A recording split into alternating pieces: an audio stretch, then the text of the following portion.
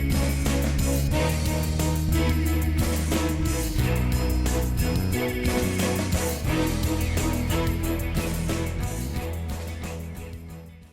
my name is Carrie Rinker, and today I'm going to be giving an overview of farm leases.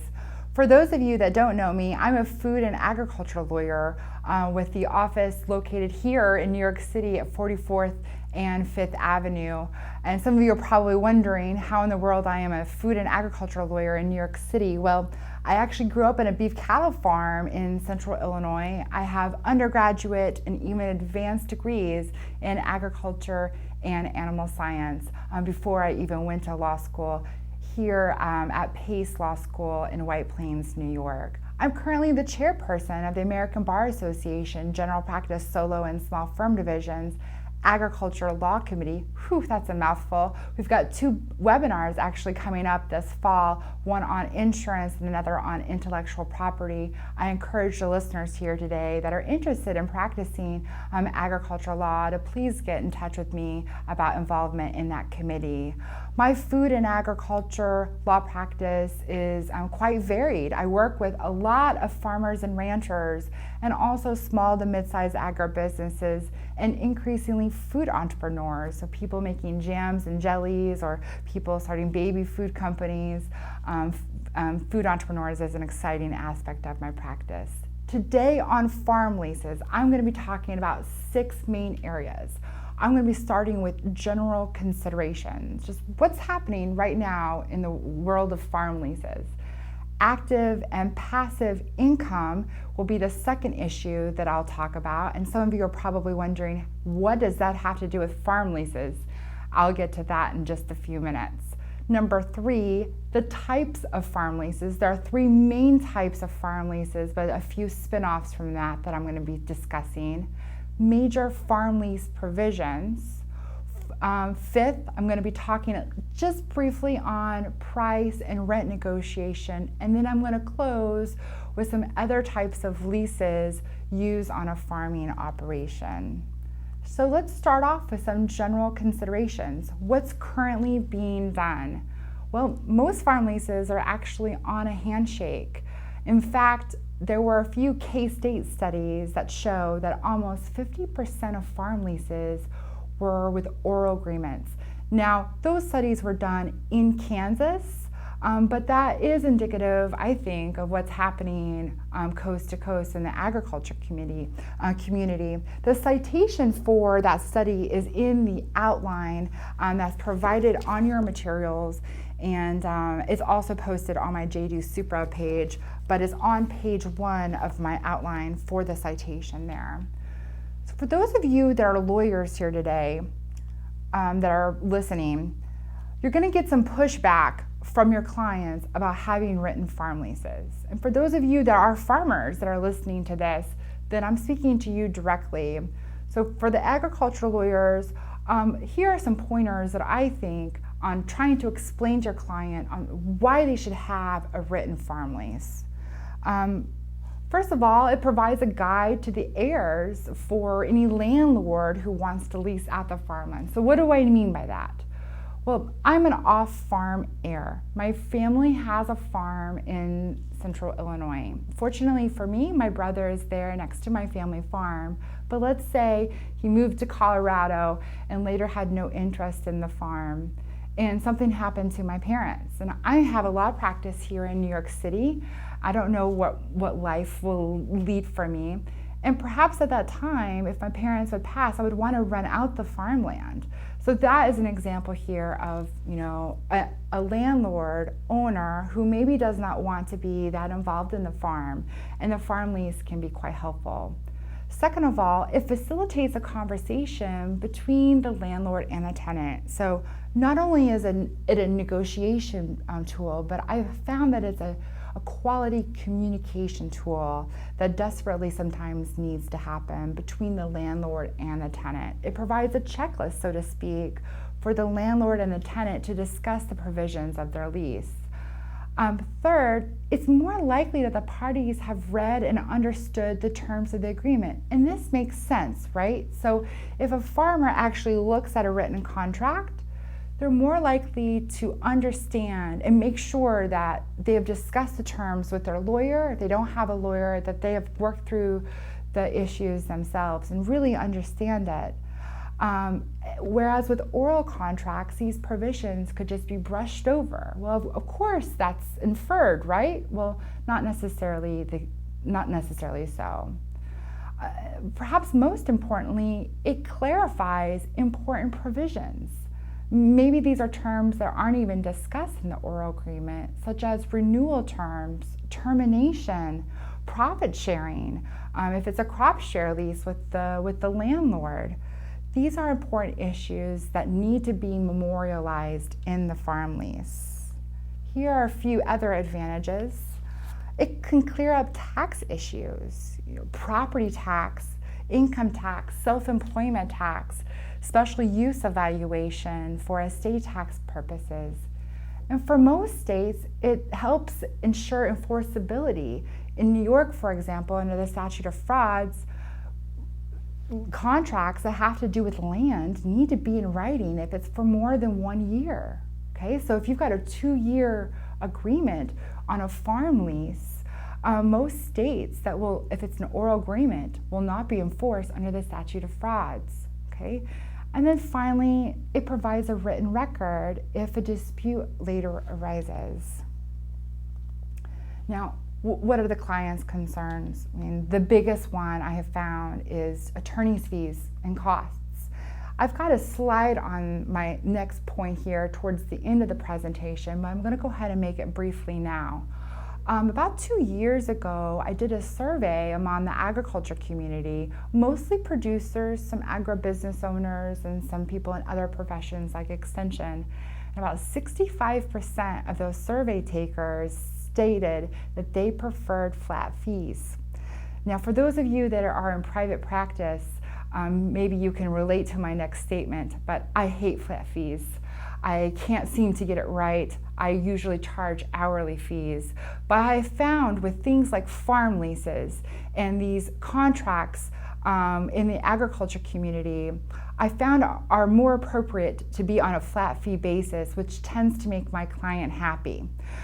For more information on that survey, I have a presentation listed on my SlideShare page. It is named How to Start and Grow a Law Practice.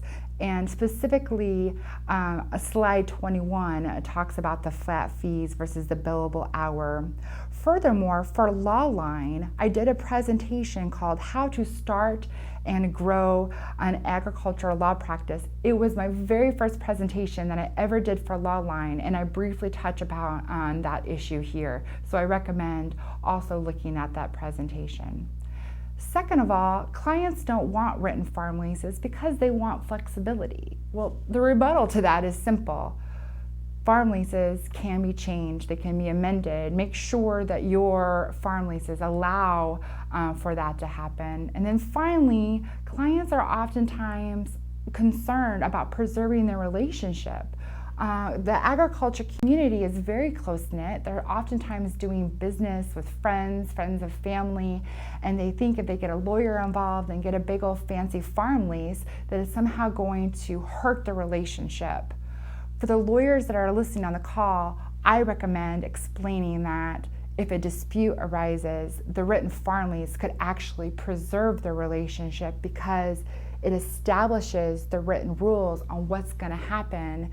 And so they're not fighting over oral terms to the contract. So I have found that it'd be quite the opposite, that putting contracts and leases in writing can help restore and preserve those relationships.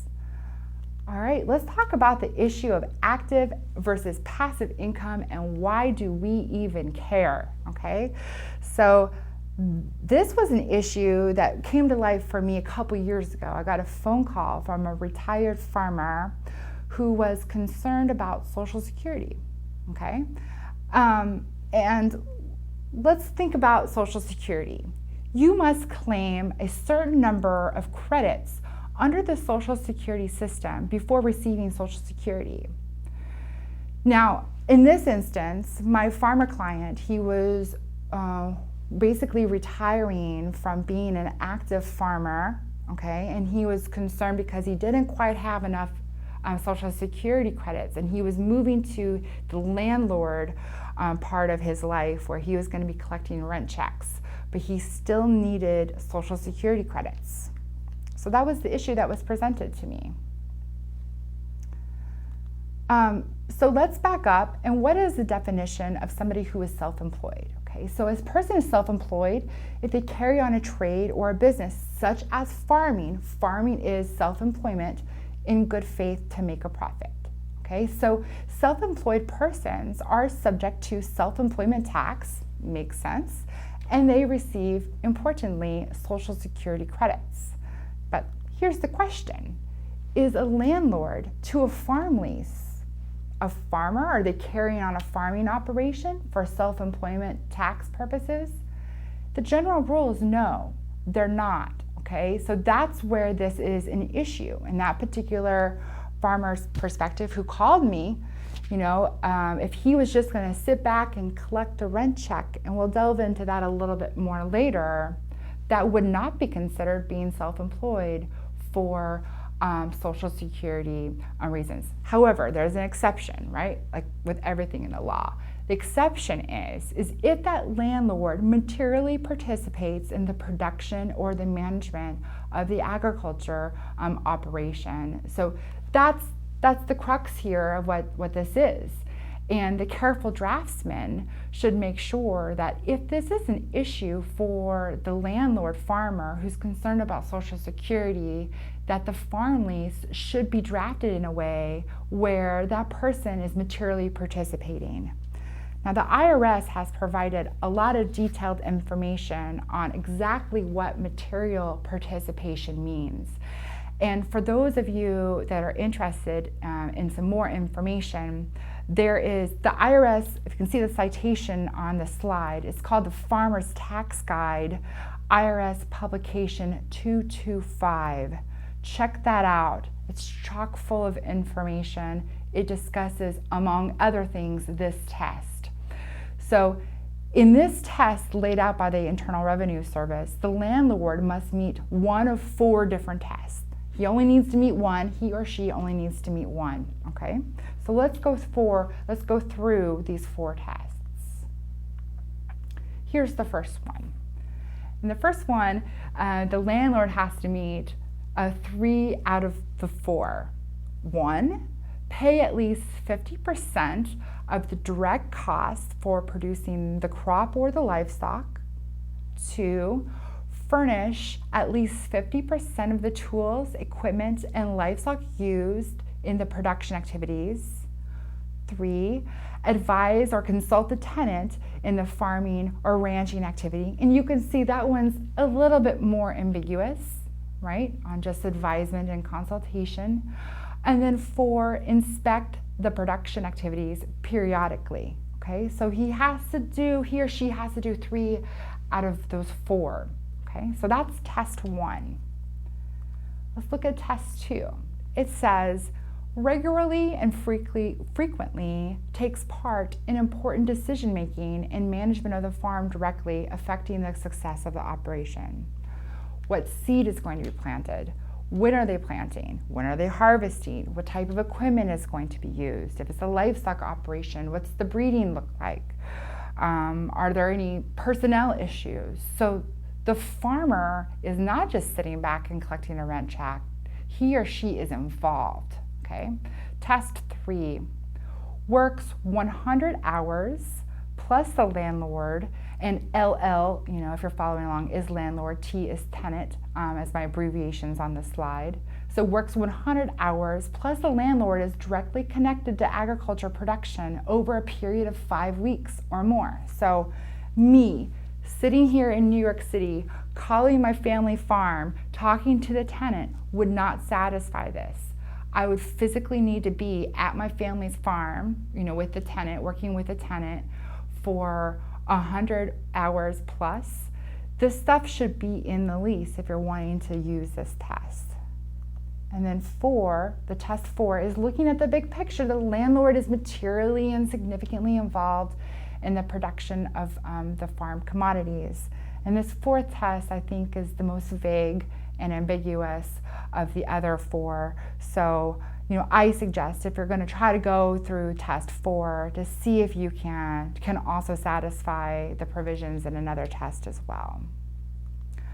All right, let's talk about the major types of farm leases. There are 3 biggies. They are a cash rent lease, second, a crop share lease, and then third, a hybrid or a flexible lease.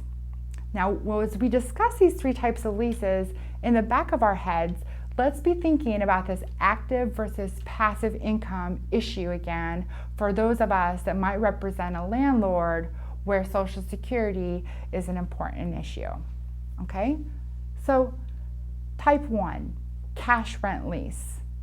It is what it sounds like. The landlord takes cash for rent, right? That's it. You pay the cash in a fixed dollar amount, either on a per acre or a whole farm basis. Usually it's on a whole farm basis from what I have seen. And it could be modified slightly depending on crop yield, but for the most part, this is a pretty fixed lease. The landlord is sitting back and collecting rent. The landlord could be retired and living in Florida and not involved in the operation at all, or the landlord could be living right there and be somewhat involved. But regardless, the landlord is simply just collecting the rent. So what are some advantages here? So the landlord doesn't have to worry about that much, right? He or she's not really involved in the decisions of the farm. There's less managerial labor. There's less administrative headache. There's more predictable cash income on a monthly or an annual basis. There's less concern over the division of expenses and marketing, but some disadvantages, okay? So if you've got the landlord who's concerned about whether or not they're actively engaged in farming for self-employment tax, this is probably not the lease for them. The landlord may have a difficulty in getting paid if it's a flat amount, because what if it's a bad crop year? There may be more difficulty in determining the fair amount of cash rent that is acceptable for both of the parties. And something that I'm just going to briefly touch upon in a few parts here within this presentation is that the landlord can't receive U.S. Department of Agriculture Farm Service Agencies, FSA, direct or countercyclical payments. So from the flip side, what if you're representing the tenant, as some of us often do? Okay, so the advantages here are that the tenant has full autonomy. He or she's the boss, makes the decisions. They don't have to consult the landlord on, what seed to plant and when. The tenant doesn't have to divide any profits like you will need to under a crop share lease. We'll talk about that here in just a second. There's less capital tied up in land, and the tenant doesn't have to share any federal farm program payments with the landlord. But on the downside, the tenant does have some increased risk with commodity price fluctuations. If the landlord terminates the lease with the tenant, then the tenant may have a difficulty finding new land in the same proximity, at the same price point, so there's some risk there. And this is particularly a risk if there is a short-term lease, if that tenant is making any improvements to the land itself, like the soil or any buildings on the land. Okay, big type of lease number 2 is crop share leases. All right, in this situation, the landlord will actually share part of the input costs. So both the tenant and the landlord have skin in the game. So along with sharing that input cost, they also share profits. And these can be divided, they could be divided 50-50, 25-75. There is quite a bit of variation on the percentages here with the crop share. So both farmers, both the landlord and the tenant, share risk and reward. All right, so what are some advantages? Well, if you are a farmer who's concerned about Social Security and you want to be, quote, actively engaged in farming, this might be the lease for you. And another advantage is that the tenant must share federal farm program payments with the landlord, meaning FSA direct or countercyclical payments. Some disadvantages would be that there's some variable income here, right? Like you take just as much as the risk as you do as the tenant does. So some advantages for the tenant with this is that the tenant gets to share the management with the landlord, okay? So this is great for a mentor-mentee relationship, all right? And there are also fewer operating monies that are required for the tenant because they're sharing those expenses with the landlord itself, okay? But some disadvantages for the tenant is that the tenant in this situation loses autonomy, okay? And they're also sharing profits, not only in bad years, but also in good years. So they can't quite reap that great reward if there's a good year. Moving on to the slides, for those of you that are looking at my outline, livestock share leases are another type of crop share leases. They're just with livestock. That's the only difference, okay? And we're back now. The slide is where we are here on the program. So in this situation, the landlord may own a portion of the livestock animals and share the burden of input costs just the same, such as feed, for example, or vaccines or veterinary expenses, okay? So here the landlord and the tenant have skin in the game. The only difference here is that we're dealing with livestock versus crops. The third major type of farm lease is the hybrid or the flexible lease. In this type of lease, you kind of get the best of both worlds. There's a minimum flat fixed payment, and in addition to that, there is some sharing of profits and losses that are going on. Sometimes these are termed variable cash rent agreements, okay? And in this situation, if you remember the phone call that I received from the retired farmer who was worried about Social Security, he was particularly interested in this type of a farm lease and wanting to draft it in a way that he would still qualify for Social Security credits. All right, so what are some advantages to the landlord? So like that farmer who called me, in this situation, depending on how it's drafted, okay, the landlord could be actively engaged in farming according to the IRS. Some disadvantages is that there's still going to be some variable income with this, some increased financial risk. From the tenant side, the tenant is having not as much financial risk as they are with the crop share, so there's a little bit of a reduced financial risk.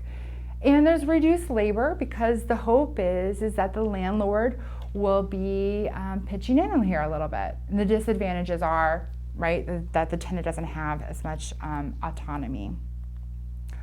All right, so now that we've gone through the different types of leases and we've got the active versus passive income issue down, let's talk about the farm lease itself. Let's go through the anatomy of the major farm lease provisions.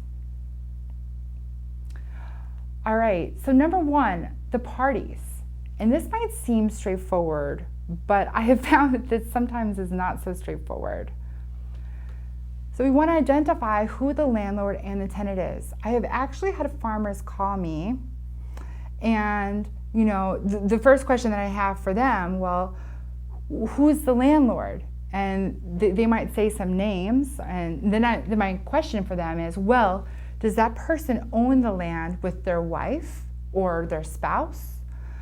Do they own it in a trust? Do they own the land in an LLC? Who is actually the landlord here? Who are we dealing with? A lot of times in agriculture, there's DBAs.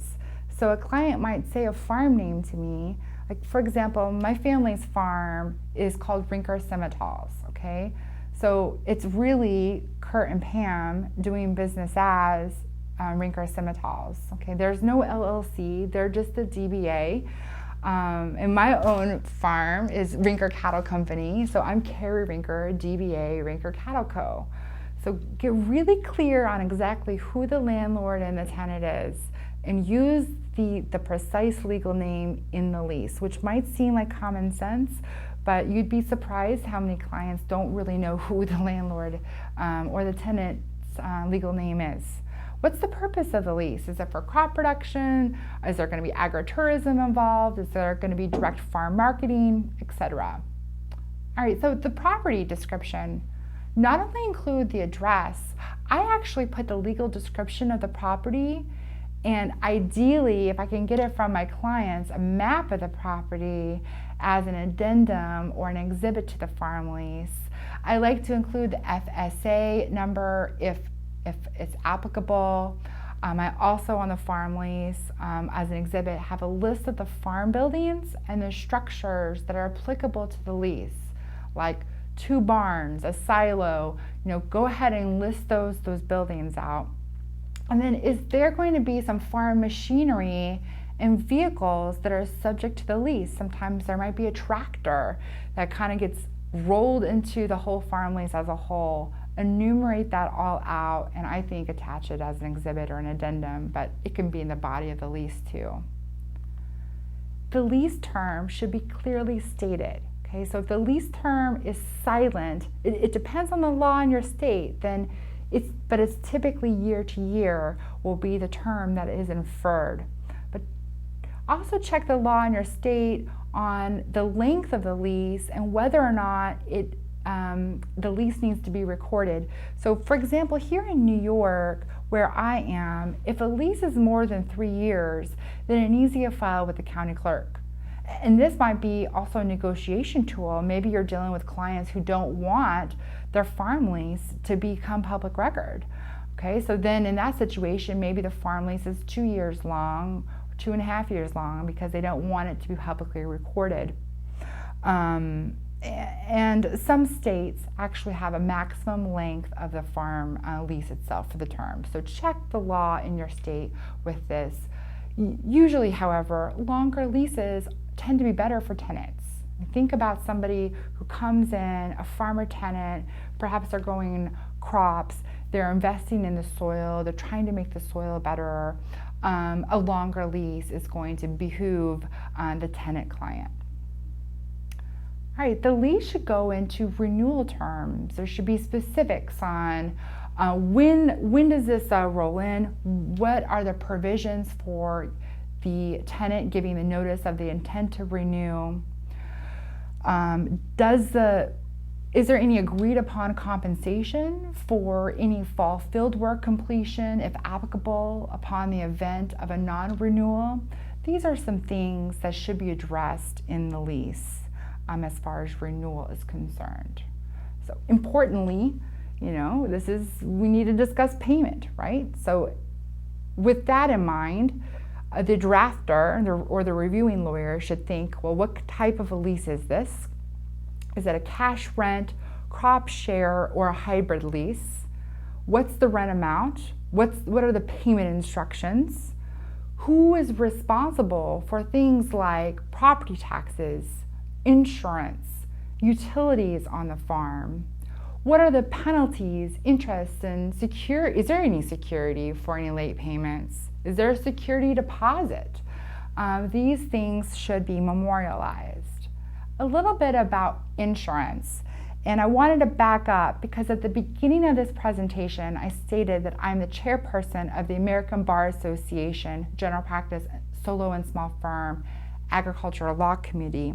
We have a webinar coming up on September 15th that's just focused on insurance. And I've also moderated a webinar for them on crop insurance if you're at all interested. But there are a lot of different types of insurance, and what needs to be included and what the limit is going to really vary by the type of client, where the client is, what type of operation, what is the value of the farm. There's so many variables, okay? But essentially, there is going to be farm owners' comprehensive liability policy. Perhaps there's commercial insurance. It depends on the operation. If the farm is creating food products, like I have a farm client that likes to create pestos, okay? So that client needs to be thinking about products liability insurance or perhaps even food recall insurance. And what are the limits? Or do you need an umbrella policy? Talk to your insurance broker to get some more information, or have your clients talk about the insurance broker. As a general rule, I suggest to my clients that the insurance should be at least cover what the farming operation is valued at. So if the farm is, worth $1 million, then they should have at least $1 million of coverage. If the farm is worth $2 million, then there should be $2 million of coverage. Who's paying for the insurance? Who's getting the insurance? This needs to be discussed and negotiated in the lease itself. All right, so what about reimbursement of expenses, especially if it is a crop share or a hybrid lease?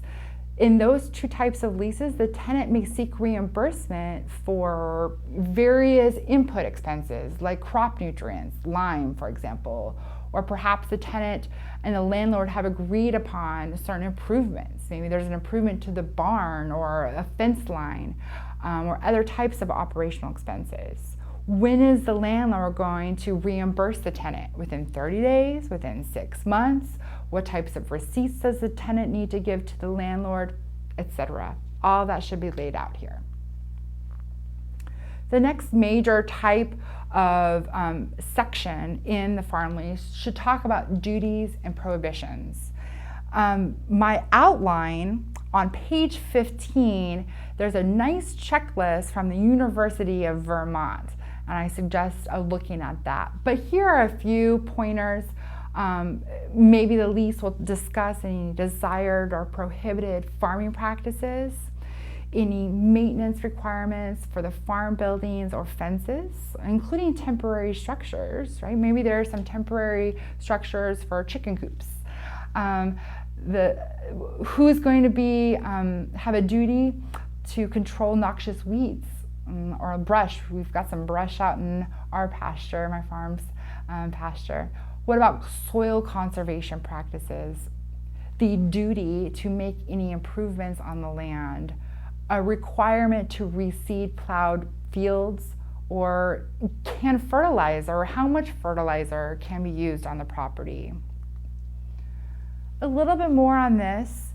When drafting this area, try to keep in mind the right to farm law. To speak very briefly on this area, in New York, for example, and most every state has its own right to farm law. So I encourage the attendees today to look at the right to farm law in your state. But in New York, an agriculture producer cannot be sued for nuisance if they are performing a sound agricultural practice within an agriculture district. All right, so back to farm leases. Well, the farm lease could state specifically that the entire farm property is in an agriculture district, okay? And the tenant could promise to use sound agriculture practices as defined by the New York Agriculture and Markets Law on the farm property. So that would be one issue that could be memorialized in the farm lease that specifically deals with the right to farm law. Some leases also define good management practices, and I also like to have just a little clause in there that says that if livestock are involved, then the tenant has a duty to comply with farm animal welfare law at the federal, state, and local level. All right, so some other issues that might come up would be with certain activities that might be considered higher risk, like agritourism, for example. Are there going to be any hay rides, corn mazes, any petting zoos on the property? If that's the case, insurance becomes a major issue that needs to be addressed. The same thing with on-farm direct marketing.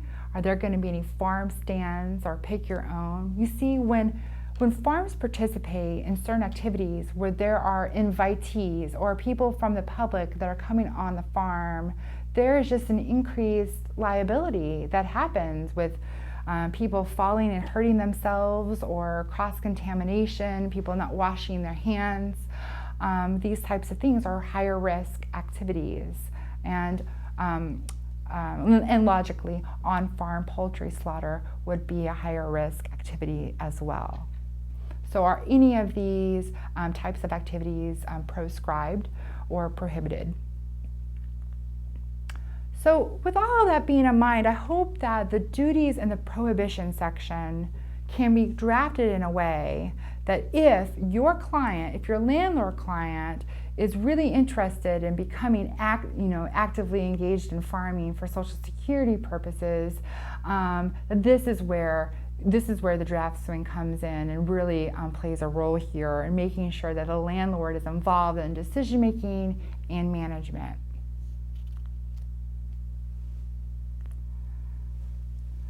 And then finally, and this is the last slide on duties and prohibitions, will the tenant have any reporting requirements, right? So does the tenant need to get the landlord any information like grid sampling, yield monitor data, weigh wagon results, test plot results, soil tests, etc.? The list could go on and on.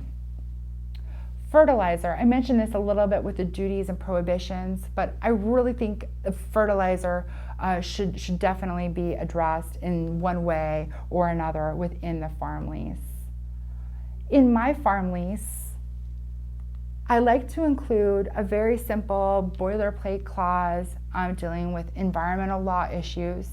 I like to have the tenant promise to comply with federal, state, and local environmental laws. So think through with your client, what are the potential issues, duty to minimize certain activities that may cause environmental conservation. Are there any soil conservation provisions that should be included in the lease? And is there any concern that there are hazardous materials on the property? Those are some environmental issues to think through. There is also environmental insurance.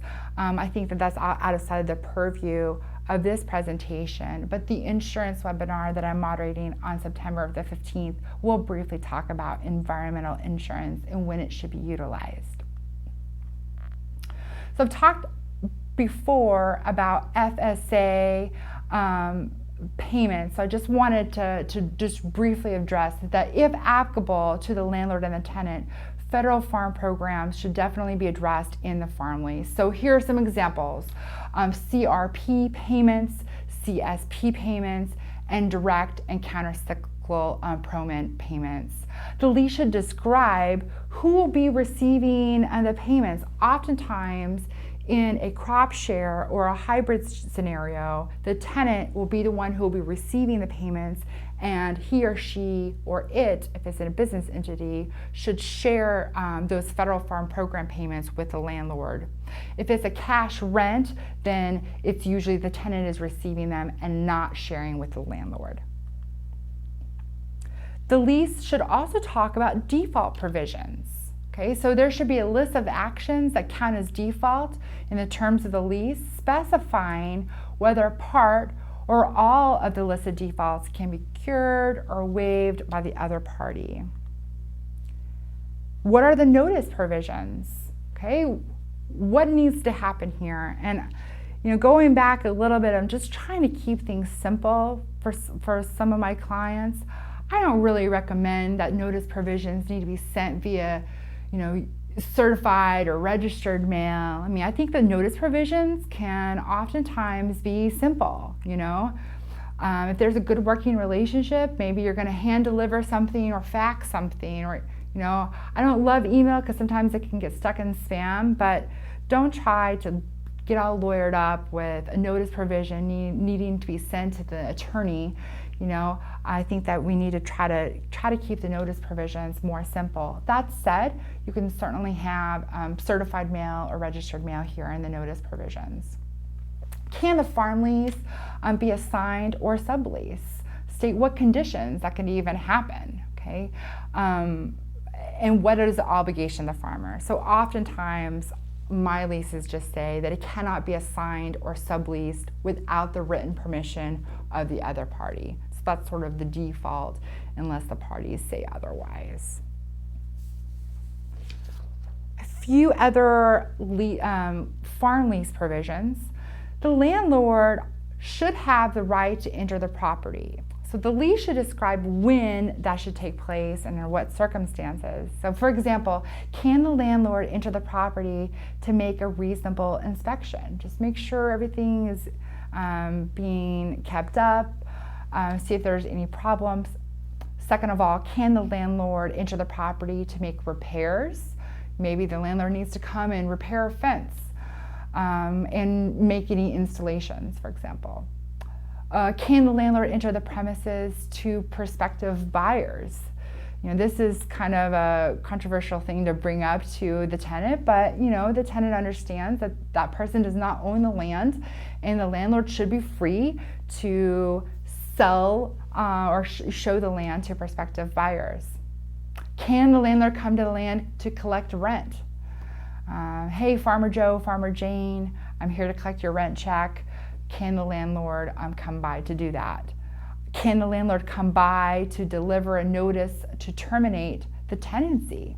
Okay. And then I think I mentioned this before with payment, but is there any security interest for the landlord if there are any payment issues? Like, for example, I've seen that crops or livestock can be used as a security interest for the landlord. The lease should definitely discuss the termination procedures, okay? Like, will there be a requirement for a notice of termination? How should that notice of termination be served on the other party? Please make sure when drafting these provisions that, obviously that it complies with the law in your state. The termination clause should also note any reimbursement or crop nutrients, for crop nutrients, lime, etc., for completed field work upon the termination of the lease.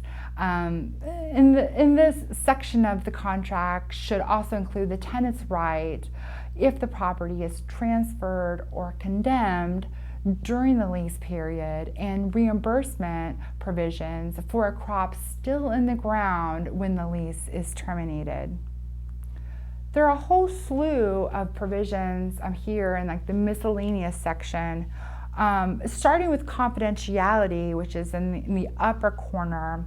I actually wrote an entire article on confidentiality agreements. It's on my JD Supra page. It's titled Maintaining Confidentiality for Your Farm or Agribusiness with Non-Disclosure Agreements. So I prefer that a separate non-disclosure agreement be executed between the farmer tenant and the landlord. But if there's no NDA, then the farm lease itself could include a confidentiality clause, saying that the terms of the agreement are going to be kept confidential, except for maybe the usual exceptions if ordered by a court, then they'll disclose that. A severability clause, which says that if one clause of the agreement is illegal or unenforceable, the rest of the agreement will be enforceable. I like to include an ADR, an alternative dispute resolution clause, because that's my style. I know that some lawyers will disagree with me on that, but I'm a trained mediator and I'm a believer in ADR, so I like to really have an ADR clause in my farm leases. The choice of forum, what court you're going to go to, the choice of law, which might seem straightforward, but maybe the landlord and the tenant are in different states, or perhaps the farm property goes over state lines. An indemnification clause in some circumstance. Here's actually an important provision that's oftentimes overlooked. It's a very simple clause that states the relationship of the party. Importantly, this is a lease. There is no joint venture. There's no partnership. Okay, so even if they're effectively sharing profits with the crop share, this is why I think it's especially important to include that there's no joint venture here. I've seen a lot of litigation arise because someone is claiming that they had a joint venture while the other one did not, and it can be solved very simply by including that provision. Intellectual property can also be discussed. And then finally, I prefer that the farm leases be notarized. It's not required, but I like it to be notarized.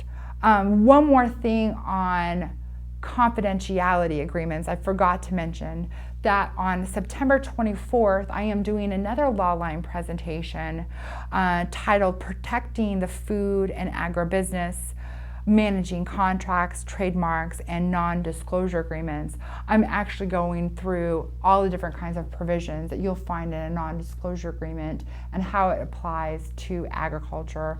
I think that will be a nice presentation to complement this presentation here today. A little bit more on ADR. Now, when I include a provision of ADR in the contract itself, I like to always include an exception that in the case of an emergency, somebody can still get to a courthouse. I think that that's important because ADR does not move quickly, and sometimes you have to move quickly. Sometimes in New York, we call emergency motions an order to show cause. Sometimes you got to go to court with an order to show cause. I like to have in my ADR clause three stages. One, a negotiation stage, where if a dispute arises, they're going to try to work it out on their own. Maybe this will be for 14 days, 2 weeks. And then they'll move into the mediation. And mediation is non-binding, right? Like, they don't have to come to an agreement during a mediation stage. Now, I want to bring up that I think over 35 states around the country have an agriculture mediation program. New York is one of them. In fact, I'm a mediator that's on the panel for the New York State Agriculture Mediation Program, okay? But as a caveat, these programs typically only mediate federal farm program disputes and also right to farm disputes. If you remember a few slides ago, we talked about right to farm. So those would be the types of disputes that the state agriculture mediation program will mediate for free for the farmer, which is fantastic and is way underutilized. And I do suggest that program to my clients. But they might not mediate farm lease disputes. So you need to investigate the agriculture mediation program in your state. You could just simply have a clause in there that they'll use a mediator who's knowledgeable on agriculture or farm leases that's mutually agreed upon. Okay, so that's the type of mediation clause that I would include. And then I'd move into arbitration. I think if you're going to go that far to go and have an arbitration, that the arbitration needs to be binding, which means we are going to basically have a little miniature trial in front of this third party, the arbitrator, who's going to act like a judge and is going to make a decision. If you're going to go through that much effort, make the decision be binding. And then are you going to use the rules of the American Arbitration Association? Where's the arbitration going to take place? So these are the types of things that I like to cover in my ADR clause in the farm lease. Some attorneys, some clients are totally against it. So there's different views of thought on this. On intellectual property, this issue can come up from time to time. One time I had a client that came to me and said, he or she was the tenant. He said, I'm going to be using the farm name of my landlord. They said it's okay, we're going to use the farm lien, we're going to do business under that farm lane. Well, that is actually a license. That is a license to use their brand name, which is a trademark. Now, in this particular situation, the farm name was not registered, okay, but you don't need to have a registered trademark to have a trademark. Rinker Law PLC is my brand name. It is not registered, but I still own the intellectual property of my own brand name, okay? So I'm just trying to think about my family's farm, Rinker Simmentals. That is my family's trademark, okay? It is a common law trademark. So if somebody was going to come onto our property and be the tenant and do business as Rinker Simmentals, I suggest in that situation that there be a separate agreement, separate than the farm lease, for the license of that intellectual property. My parents would have the right during that time to still go and file a state trademark, or they actually do business across state lines, so they could file a federal trademark with the U.S. Patent and Trademark Office. They still own the right to that, and the license would go to the tenant for the term of the lease. A little bit about rent and price negotiation. So each side has the onus to look at the fair market values in their areas. Oftentimes, the tenant is criticized of having more informational power. Perhaps think about the landlord being a more experienced retired farmer, and the tenant is a younger farmer that doesn't have quite the capital to buy his or her own property. The tenant might be out going to lots of educational events. He or she is out in the community.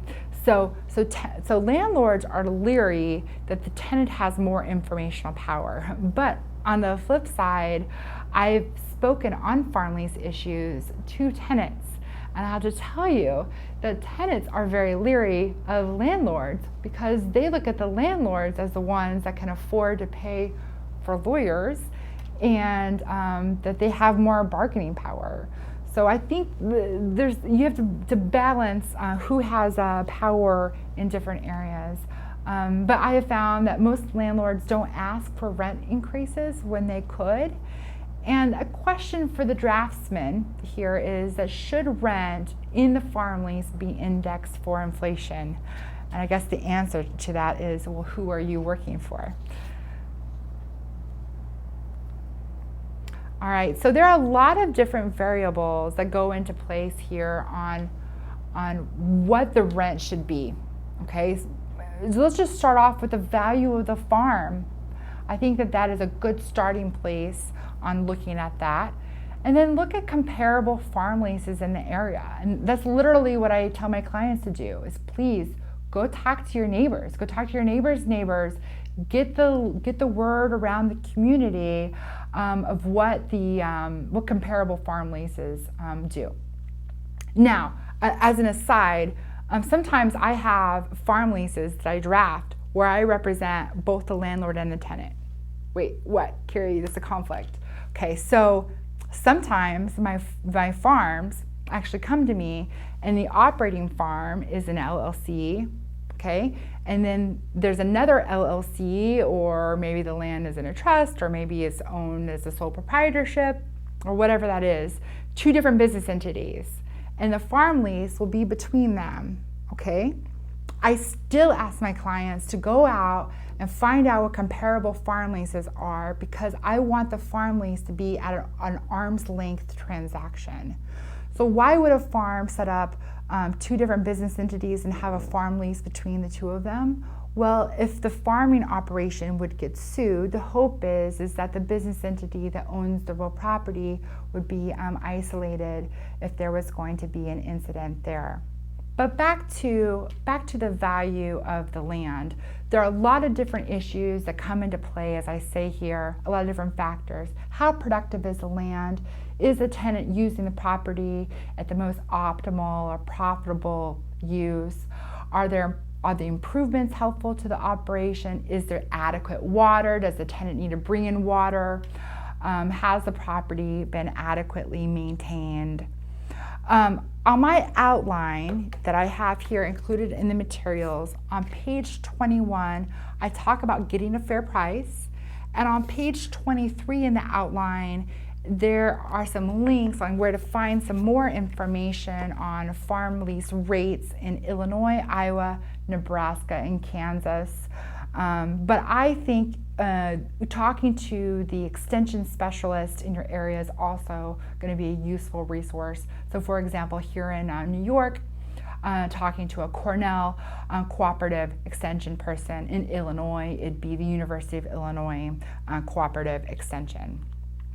All right, there are a lot of different other types of farm leases.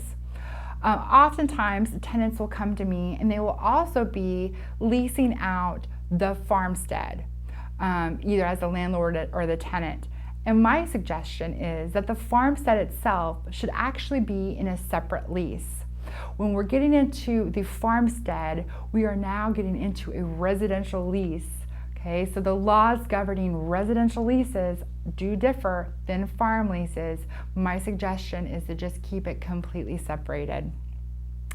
Farm equipment leases might be involved as well. A farm equipment lease might be for 3 to 5 years, for example, or maybe it's just going to be for the term of the farm lease itself. But here again, my recommendation is to keep the farm equipment and machinery lease separate. Labor share leases, even custom farming agreements or other types of contracts. And for the pig industry, there are manure application agreements. Page 26 of my outline talks more about manure application agreements. For those of you that are interested in custom farming agreements or custom hires, page 24 of my outline discusses about that. There are a lot of different kinds of livestock leases. Just today, I just recently wrote an article about bull leases. It was published on my blog today and sent out through various cattle publications. One cattle publication actually came back to me and asked me if I had ever written about semen contracts. So no, the answer to the question is no. I have not written about semen contracts, but I guess now I have an idea of another project to work on. But I have a lot of extensive information about bull leases that's on my JD Supra page. A link to that is on my blog here today. But if there's a bull lease, I think it needs to be a separate contract. Another type of lease might be with cows, stallion leases.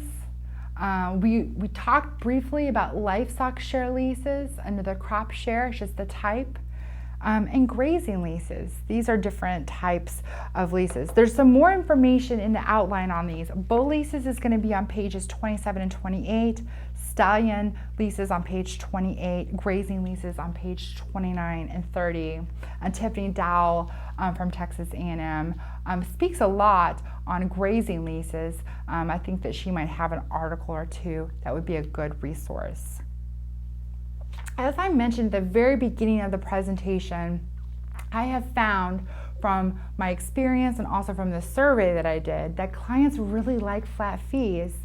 I haven't mastered this on how to do this effectively, but I think that farm leases and these different types of leases like bull leases, farm machinery leases, that this is an ideal time for the attorney to try to do more of a flat fee. And I recommend trying to streamline things with your practice, developing a questionnaire, using this outline and this presentation today as a guidepost of the different issues that need to be addressed within that client questionnaire. And of course, there are going to be different issues that come up here and again. And I recently read the book E-Myth Attorney. It was a great book, and it's got me thinking about developing checklists. And there's not going to be any one-size-fits-all with farm leases, but I think that that's a helpful tip from a practical standpoint, just to make sure that you think through all the issues and you talk about those issues with your client over the phone. We've only got a few minutes left. I just wanted to mention that on the first Friday of every month at 2 o'clock Eastern Time, I talk to lawyers, law students, high schoolers, people of all ages that are interested in being an agricultural lawyer. Just let me know. We could talk via Skype or via phone call as well. I also wrote a book it's on New York food and agricultural law, but there are a lot of the chapters of the book that are applicable to people in other states. And then it talks a little bit about New York and nuances. It's available on Amazon and Kindle, and I'm available pretty much anywhere on the internet. So, here's my contact information. You can tweet me, you can Instagram me, find me on Facebook. I'm also available to consult other lawyers who, want some guidance on farm leases. Thanks so much for your attention, and I hope that you will continue through the Lawline Agricultural Law Series. Thanks again. much.